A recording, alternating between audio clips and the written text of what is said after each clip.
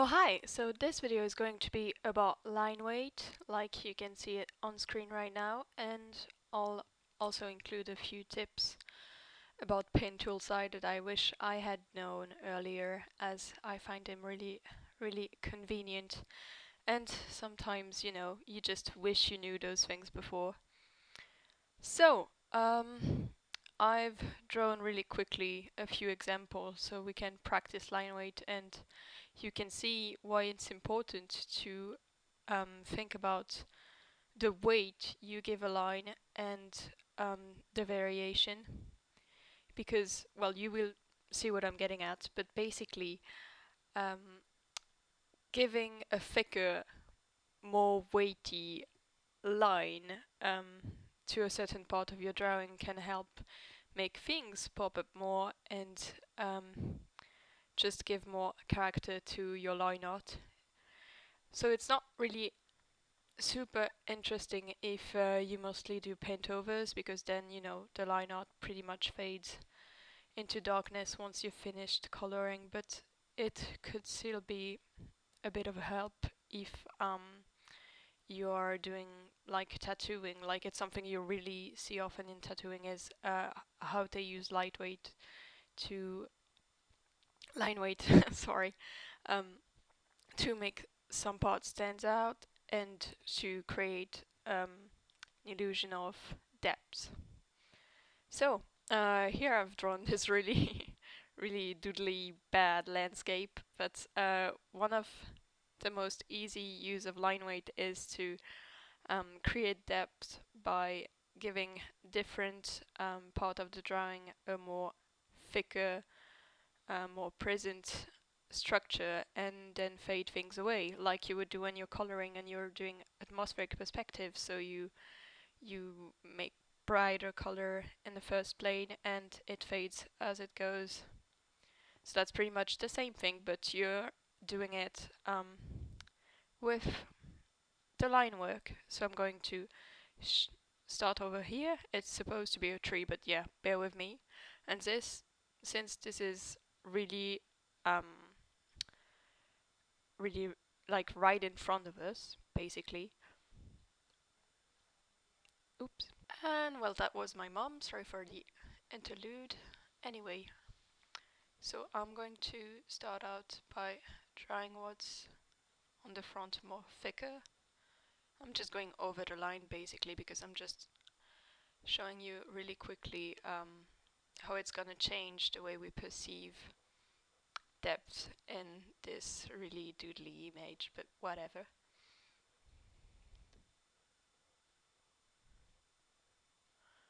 I think I've not recorded something like voice on for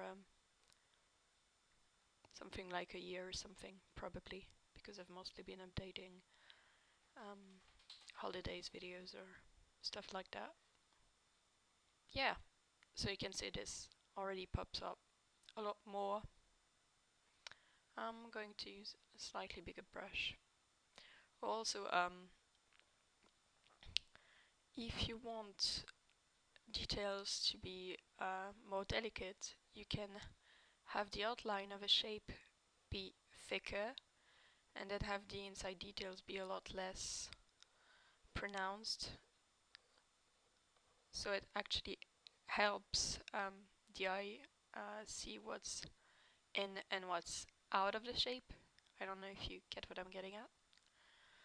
Okay, so since this is going to be a bit behind, I'm going to make it slightly less thick.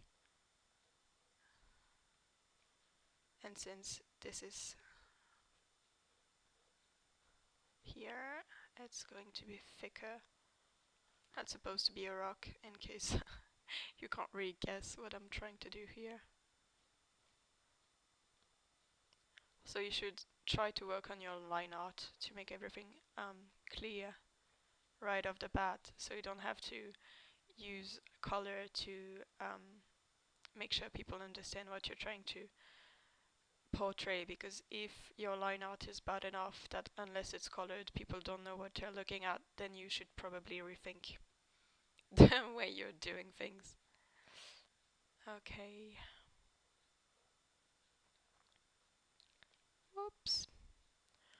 I'm exaggerating things a bit, but it's just so you get the general idea. And for the houses, yes, it's some kind of village, bear with me.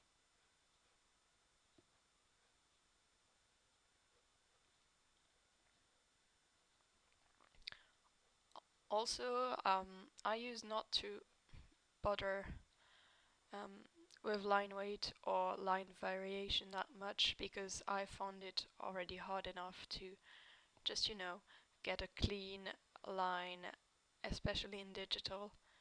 But sometimes I think you're better off trying to get a good line art and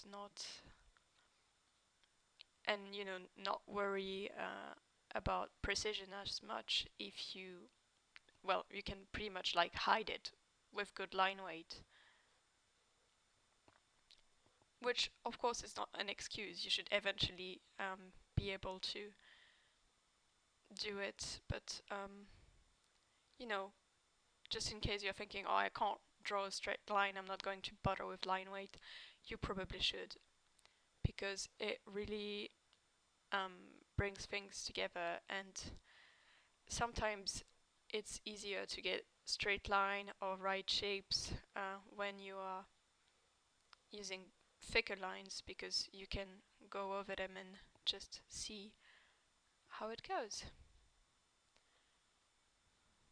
That also depends on the type of file size you're using and if you're working on a really big canvas or really small one, depending on what you're working on, um, line art will be more or less important. Okay, so that's basically the gist of it.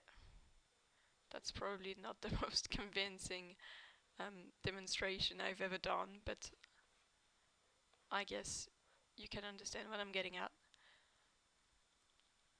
See how this pops up more than this area? Yeah. So then, working on a character, you can use line weight to make a character pop out more. So, like I said before, make sure the outline is a lot thicker than the rest. And here,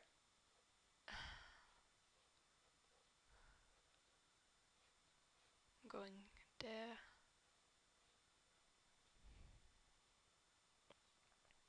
And then with hair, when something overlaps, you can work it in to give it a bit more movement, I guess. Again, I'm sorry if my English gets weird at times. It's not my main language, and I always get a bit nervous when I do this type of videos, which is why I don't do them. I've not scripted anything, so I'm really talking out of my ass, really. Whoops.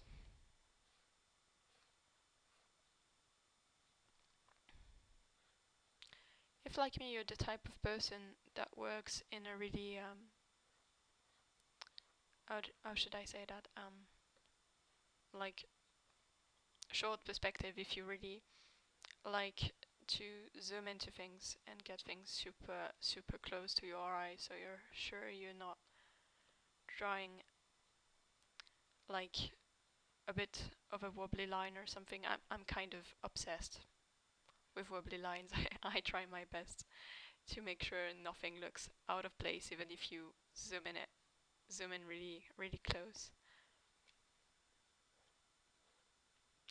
Okay, I think that's not shaping up to be too bad, actually. Also, you can use this to make sure we understand what's,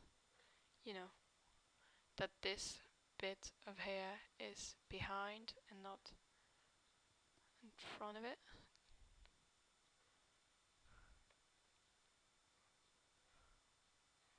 Wow, this is really quick.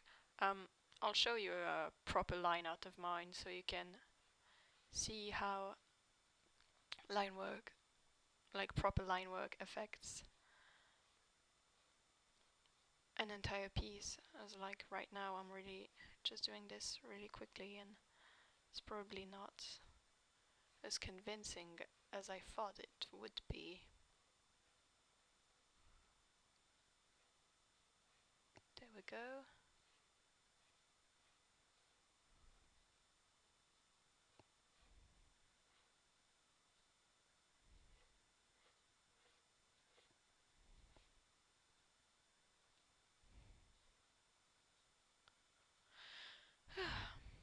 This is one of the reasons why I don't do many speed paints, is I tend to work really zoomed in and it's not really interesting to watch because then I have to fast forward and everything, and like if the camera angle changes too much then it's a strain for the eye.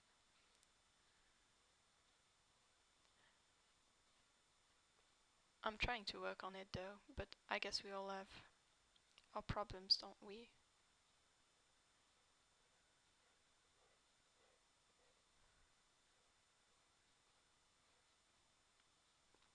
And there, I guess. Whoops. I'm going to erase that part.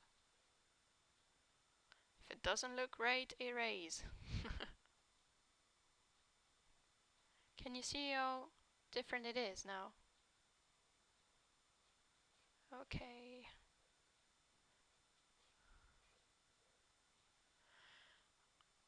Also, choosing to do thinner lines by place is a great way to make things more delicate.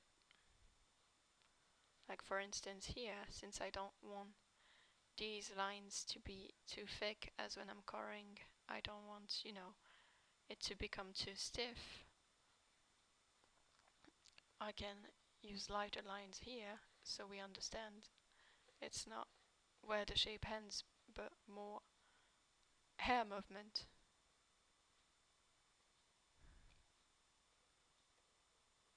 Also, if you do lines that are really really thick and really really defined, it starts to look fake, so I found that, not doing hairlines as pronounced fades better into a character's face and doesn't make it look as stiff as it could be. Whoops. Okay, interruptions, where was I? Oh yeah, um, I don't know where I was, so I'm just going to keep on shading. Doesn't matter.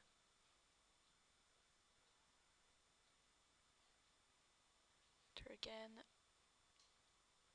thicker on the outwards and thinner as I get in.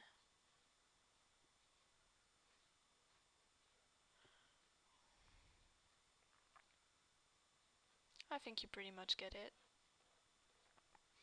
You can use that kind of technique on the face features.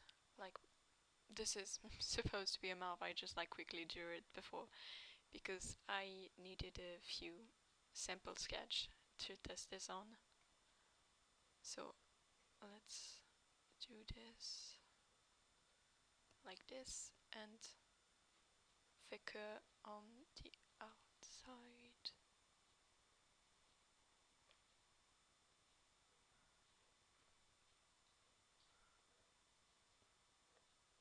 Whoops, that's off center.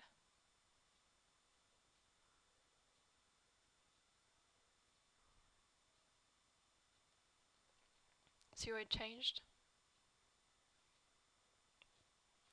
That's one way to do it. I'm still really working on my line weight at the moment, so I'm not a master of it, and you shouldn't take everything I say for granted because I might make mistakes.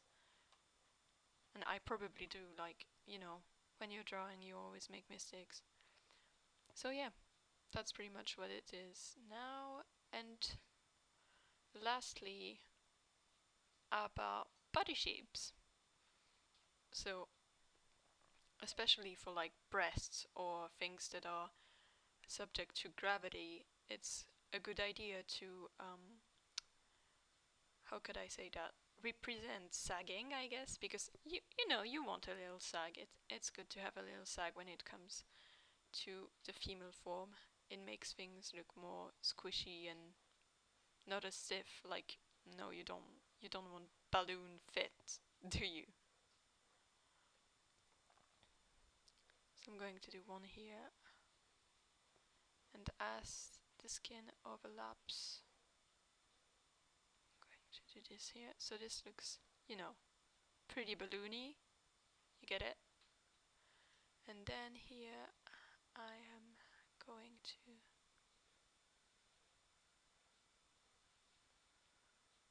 be a lot more heavy over here as it overlaps.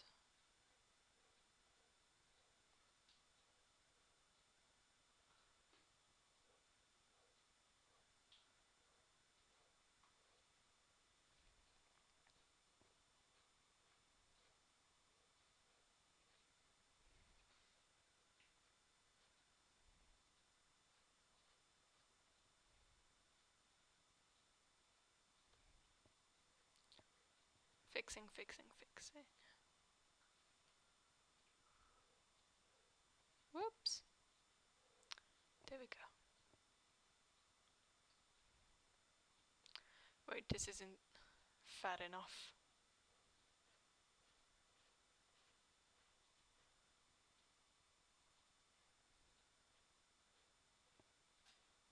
Like, see how blocky that looks? That's not really nice, isn't it? This one is much more squishy, I guess? Squishier? Can you say squishier? I have no idea. Yeah.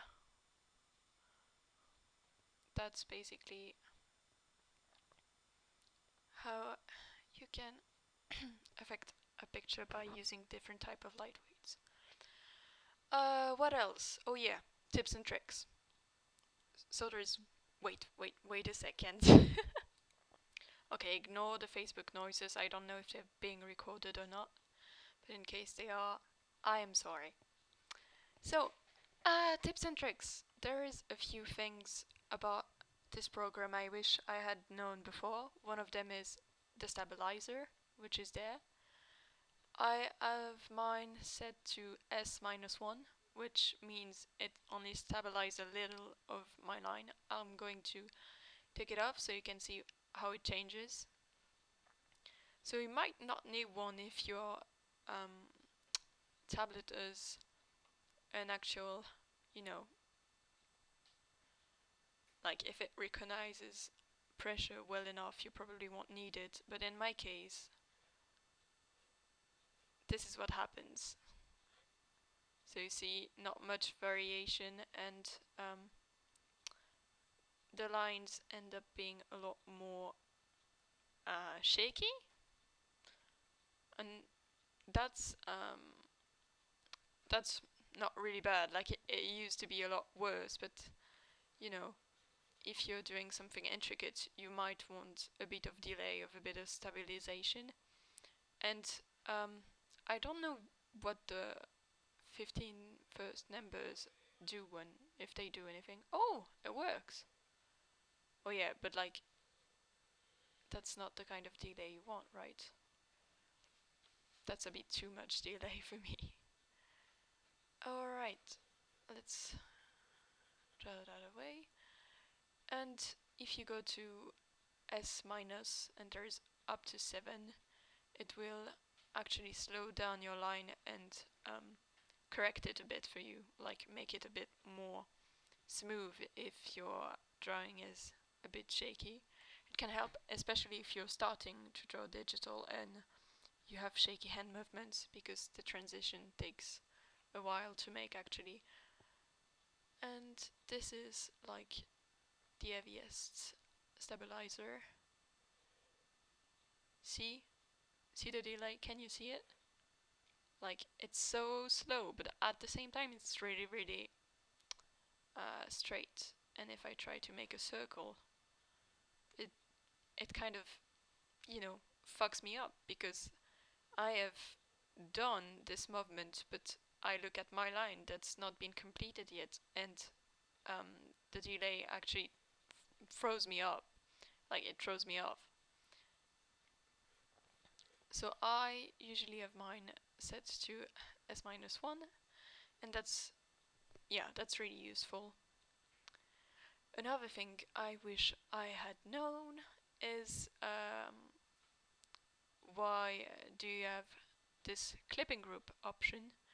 I'm going to show you by creating another layer above my line art right here, and I'm going to set it to clipping group. And what this does is whatever I draw on this layer will only affect um, the layer that's underneath it. So basically that's what I use to color my line art um, as I'm coloring, when you want to, if you don't want everything to be like black solid or navy, I actually use navy here. But let's say I'm going to make a blonde and I want the outline to not be too noticeable. I can pick a slightly darker color, and with the brush tool I'm going to go just over it, you see? Like, I am drawing in and out, and the only thing that's changing is the line art that's underneath it. There is no smudge here, it's just basically coloring my line art. And that's something I wish I knew before, because it can actually help make your drawings look a bit more painterly, I guess, because you don't have harsh lines everywhere and you can blend things in a more subtle way. So yeah, that's pretty much about it for me. And yeah, have a nice day, and maybe I'll make more of those if I suddenly have an epiphany and I think, oh, I need to talk about this. So yeah, have a nice day, bye.